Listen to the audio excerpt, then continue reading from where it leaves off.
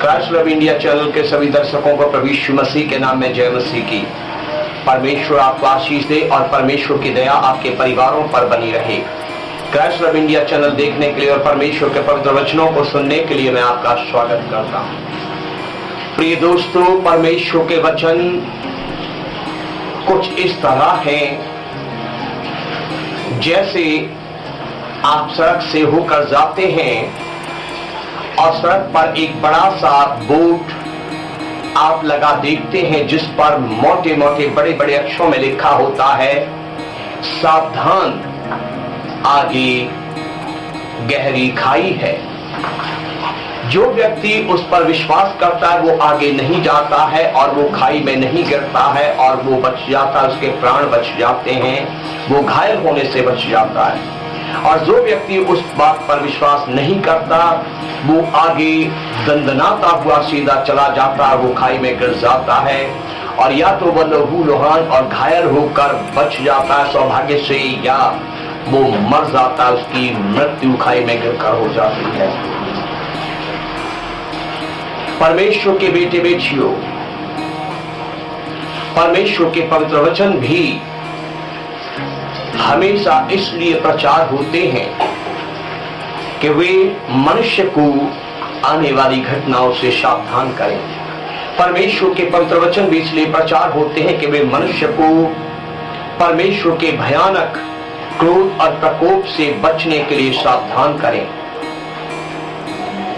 देखिए, रोमियो की पुस्तक और उसके 1 अध्याय की 18, 19, 20, 21 आयत में लिखा है, परमेश्वर का क्रोध तो उन लोगों की सब अभक्ति और अधर्म पर शक से प्रकट होता है जो सत्य को अधर्म से दबाए रखते हैं, इसलिए कि परमेश्वर के विषय का ज्ञान उनके मनों में प्रकट है, क्योंकि परमेश्वर ने उन पर प्रकट किया है। उसके अनदेखे गुण अर्थात उसकी सनातन सामर्थ और परमेश्वर जगत की सृष्टि के समय से उसके कामों के द्वारा देखने में आते हैं, यहाँ तक कि वे निरुत्तर हैं, इस कारण कि परमेश्वर को जानने पर भी उन्होंने परमेश्वर के योग्य बड़ाई और धन्यवाद न किया, परंतु व्यर्थ विचार करने लगे, यहाँ तक कि उनका निर्बुद्धि मन अंधेरा हो गया। देखिए, परमेश्वर का वचन यहाँ पर बताता है कि परमेश्वर के विषय का ज्ञान होने के बावजूद भी मनुष्यों ने परमेश्वर की योग्य बड़ाई नहीं की। परमेश्वर के विषय का ज्ञान होने के बावजूद भी मनुष्यों ने परमेश्वर के योग्य परमेश्वर को धन्यवाद नहीं दिया। इस कारण परमेश्वर उनसे क्रोधित है, परमेश्वर उनसे नाराज है। देखिए, परमेश्वर का वचन कहता है कि परमेश्वर के अनदेखे गुण और सनातन सामर्थ्य का अनुभव होने के बावजूद भी मनुष्य ने परमेश्वर को वो बड़ाई नहीं दी जिस बड़ाई के योग्य परमेश्वर है। परमेश्वर के अनदेखे गुण और सनातन सामर्थ्य का अनुभव होने के बावजूद मनुष्य ने परमेश्वर को वो धन्यवाद नहीं दिया जो जिस धन्यवाद के योग्य परमेश्वर है। तो क्या होगा? परमेश्वर का क्रोध ऐसे मनुष्यों की अभक्ति पर भड़कता रहेगा। परमेश्वर ने इसलिए मनुष्य को ज्ञान दिया है, इसलिए अपनी सामर्थ्य, अपने सनातन गुण मनुष्य पर प्रकट किए हैं कि मनुष्य परमेश्वर की योग्य बड़ाई करे, मनुष्य परमेश्वर की योग्य परमेश्वर को धन्यवाद के बलिदान चढ़ाए। पर मनुष्य ऐसा नहीं कर रहे हैं, ऐसा नहीं कर रहे हैं। इसलिए परमेश्वर ऐसे दुष्ट मनुष्यों से नाराज है, क्रोधित है और बारी बारी से सबका वक्त आएगा जब वे परमेश्वर के क्रोध का शिकार होंगे। देखिए परमेश्वर के पवित्र वचन बाइबल में भजन संहिता 28 की 5वीं आयत में लिखा है, वे यहोवा के कामों पर और उसके हाथ के कामों पर ध्यान नहीं करते। जी हाँ, मनुष्य परमेश्वर के कामों पर, परमेश्वर के हाथ के कामों पर ध्यान नहीं करते, इसलिए परमेश्वर उन्हें पछाड़ेगा और फिर ना उठाएगा। क्योंकि लोग परमेश्वर के कामों पर ध्यान नहीं करते, क्योंकि परमेश्वर के अद्भुत कामों पर लोग ध्यान नहीं करते, क्योंकि परमेश्वर की सनातन सामर्थ्य पर लोग ध्यान नहीं करते, क्योंकि परमेश्वर ने अपना ज्ञान मनुष्यों के मनों में डाला, फिर भी लोग उसको योग्य बड़ाई, योग्य धन्यवाद नहीं देते। इसलिए परमेश्वर क्या करेगा? ऐसे दुष्ट मनुष्यों को वो पछाड़ेगा और फिर न उठाएगा। वो ऐसे मनुष्यों को जो उसके हाथ के कामों पर ध्यान नहीं देते और उसकी बड़ाई नहीं करते, उन मनुष्यों को ऐसे पछाड़ेगा जैसे किसान लकड़ी पर या बड़े से पत्थर पर अनाज के कूले को पछाड़ता है और उसका सारा दाना झड़कर कूले से बाहर निकल जाता है। या परमेश्वर दुष्टों को ऐसे पछाड़ेगा जैसे धोबी कपड़े को पत्थर के बड़े से पाट पर जोर से घुमाकर पछाड़ता है और उसका सारा मैल अंदर से निचुड़ जाता है। बल्कि परमेश्वर किसान और धोबी से भी भयानक पछाड़ मारने वाला है। ये वचन सावधान करते हैं कि उस दिन के आने से पहले समझ जाओ, उस दिन के आने से पहले परमेश्वर के सामने अपने घुटने टेक दो। उस दिन के आने से पहले जिस दिन परमेश्वर का हाथ आप पर पड़े और वो आपको पछाड़े, उस दिन के आने से पहले जब परमेश्वर का क्रोध, झुंझलाहट आप पर भड़के और वो आपको पछाड़े, क्योंकि अगर उसने पछाड़ मारी तो फिर कभी उठ नहीं पाओगे। हो सकता है आप कबड्डी लड़े हो सकता है आप कुश्ती लड़े हो सकता है कभी आपकी लड़ाई हो गई और किसी ने आपको पछाड़ मारी हो और आप दोबारा से उठ गए हो और आज भी चल फिर रहे हो। लेकिन याद रखना, सूरवीर महाराजा सर्वशक्तिमान परमेश्वर जिस दिन पछाड़ मारेगा, उस दिन एक ही पछाड़ में पट नहीं, करवट पर नहीं, बल्कि चारों कोने चित्त गिरोगे और ऐसे चित्त गिरोगे कि चित्त जाता रहेगा और फिर उठ नहीं पाओगे। परमेश्वर से डरो और अपने घुटने उसके सामने टेक दो, क्योंकि उसका क्रोध उन पर भड़क रहा है जो उसके योग्य उसको बड़ाई नहीं देते, जो उसके योग्य उसको धन्यवाद नहीं देते और उसके हाथ के कामों पर ध्यान नहीं देते। देखिए पवित्र शास्त्र बाइबल की भजन संहिता 4 की 2 आयत में लिखा है, हे मनुष्य के पुत्रों, कब तक मेरी महिमा का अनादर होता रहेगा? हे मनुष्य के पुत्रों, कब तक मेरी महिमा का अनादर होता रहेगा? तुम कब तक व्यर्थ बातों से प्रीति रखोगे और झूठी युक्ति की खोज में रहोगे? परमेश्वर सवाल कर रहा है दुष्टों से, परमेश्वर सवाल कर रहा है भटकने वालों से, परमेश्वर सवाल कर रहा है उनसे जो चेतावनी के बोर्ड पर ध्यान नहीं देते। परमेश्वर कह रहा है, हे मनुष्यों के पुत्रों, कब तक मेरी महिमा का अनादर होता रहेगा?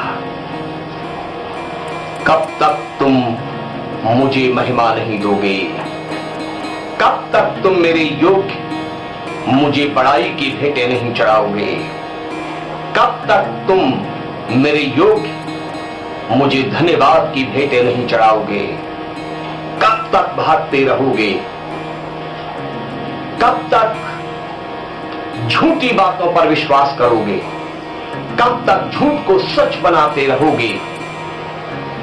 कब तक सृजनहार को छोड़कर सृजी हुई वस्तुओं की उपासना आराधना में लगे रहोगे?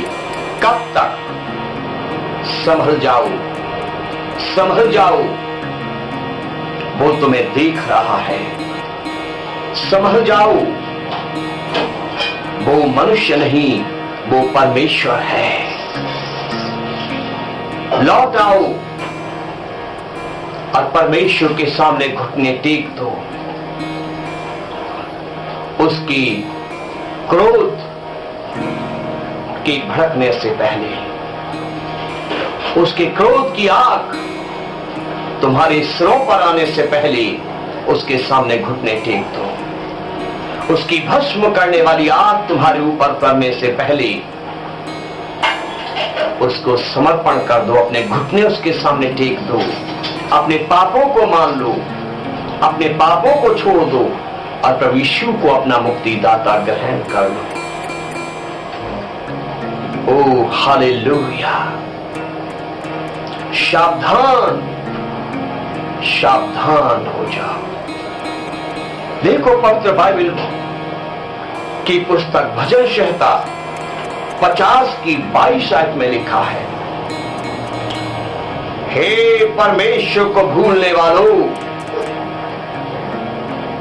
यह बात भली भांत समझ लो। हे परमेश्वर को भूलने वालों, यह बात भली भांत समझ लो। कहीं ऐसा न हो कि मैं तुम्हें फाड़ डालूं। कहीं ऐसा न हो कि मैं तुम्हें फाड़ डालूं और कोई छुड़ाने वाला ना हो, और कोई छुड़ाने वाला ना हो। हे परमेश्वर को भूलने वालों, ये बात भली बात जान लो। कहीं ऐसा ना हो कि मैं तुम्हें फाड़ डालूं और कोई छुड़ाने वाला ना हो। इस संदेश को सुनने वालों, सोचो। इस संदेश को सुनने वालों, समझो। इस संदेश को सुनने वालों, परमेश्वर के पास लौट आओ और अपने घुटने उसके सामने टेक दो। कहीं ऐसा न हो कि परमेश्वर तुम्हें फाड़ डाले। हे परमेश्वर को भूलने वालों, कहीं ऐसा न हो कि परमेश्वर तुम्हें फाड़ डाले और तुम्हें कोई छुड़ाने वाला न हो। हे परमेश्वर के योग्य बड़ाई परमेश्वर को न चढ़ाने वालों, यह जान लो कहीं ऐसा न हो कि परमेश्वर तुम्हें फाड़ डाले और तुम्हें कोई छुड़ाने वाला न हो। हे परमेश्वर को भूलने वालों और परमेश्वर के योग्य उसको धन्यवाद की भेंटें न चढ़ाने वालों, ये जान लो कहीं ऐसा ना हो कि परमेश्वर तुम्हें फाड़ डाले और तुम्हें कोई छुड़ाने वाला पृथ्वी पे ना मिले। हे परमेश्वर को भूलने वालों, हे परमेश्वर के योग्य परमेश्वर को महिमा और स्तुति की भेंटें ना चढ़ाने वालों, ये जान लो कहीं ऐसा ना हो कि परमेश्वर तुम्हें फाड़ डाले और पूरी पृथ्वी पर तुम्हें कोई छुड़ाने वाला ना मिले। परमेश्वर के क्रोध के भड़कने से पहले अपने पापों को मान लो, उन्हें छोड़ दो, यीशु मसीह के सामने अपने घुटनों को टेक दो। सावधान, हे परमेश्वर को भूलने वालों, सावधान। हे परमेश्वर को भूलने वालों, सावधान। उसका क्रोध भड़क रहा है, उसका क्रोध भड़क रहा है। समझ जाओ, कोई संसार में नहीं है जो परमेश्वर के हाथ से आपको बचा सके। कोई ऐसी शक्ति नहीं है जो परमेश्वर, परम प्रधान परमेश्वर के हाथों से आपको छुड़ा सके। कोई ऐसा प्रधान अधिकारी नहीं है जो सर्वशक्तिमान परमेश्वर के हाथों से आपको छुड़ा सके, उसके कहर से आपको छुड़ा सके, उसके क्रोध से आपको छुड़ा सके। कोई नहीं है, केवल वो स्वयं परमेश्वर ही है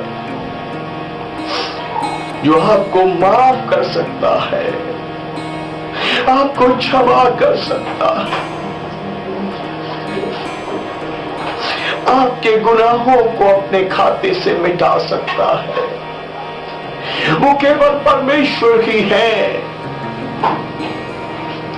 जो पश्चाताप करने पर आपके पापों को इतनी दूर अपनी पीठ पीछे फेंक देगा जितनी दूर पूरब से पश्चिम। और वो परमेश्वर ही है जो आपको बचा सकता है, आपको क्षमा कर सकता, आप पर दया कर सकता, आपको प्रेम दे सकता।